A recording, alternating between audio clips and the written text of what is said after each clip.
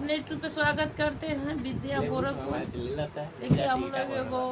नाच गीत लेकर आए हैं, बहुत सुंदर लेकर आए। अगर अच्छा लगी तो लाइक करिए, कमेंट करिए, ज़्यादा से ज़्यादा शेयर करिए। हमारा एक चैनल खराब है, नया चैनल एक बनाए हैं। आप लोग सपोर्ट चाहिए, आप लोग सपोर्ट करेंगे तो हमारा ये नया चैनल भी निकल जाएगा। कैला राजा अंग्रेजिया में पढ़ के, कैला राजा अंग्रेजिया में पढ़ के, कैला राजा अंग्रेजिया तू पढ़ के,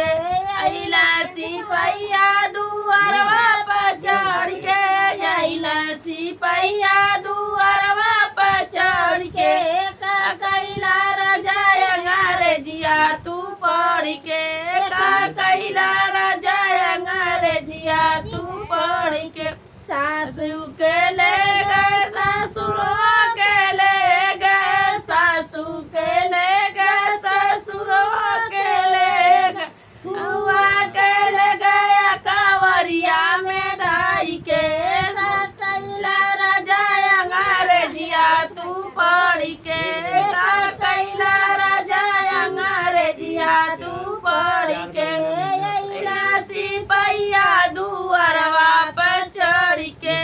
अइला सिपहिया दुआरवा पर चढ़ के, जेठो के ले गए जेठनिया के ले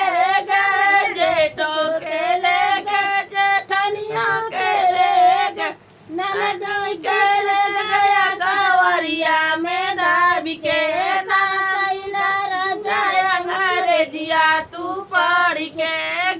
कैला राजा अंग्रेजिया तू पढ़ के, अइला सिपहिया दुआरवा पर चढ़ के, अइला सिपहिया दुआरवा पर चढ़ के,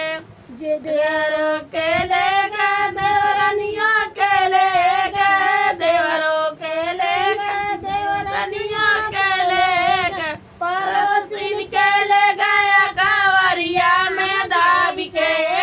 कैला राजा अंग्रेजिया तू पढ़ के, कैला राजा अंग्रेजिया तू पढ़ के,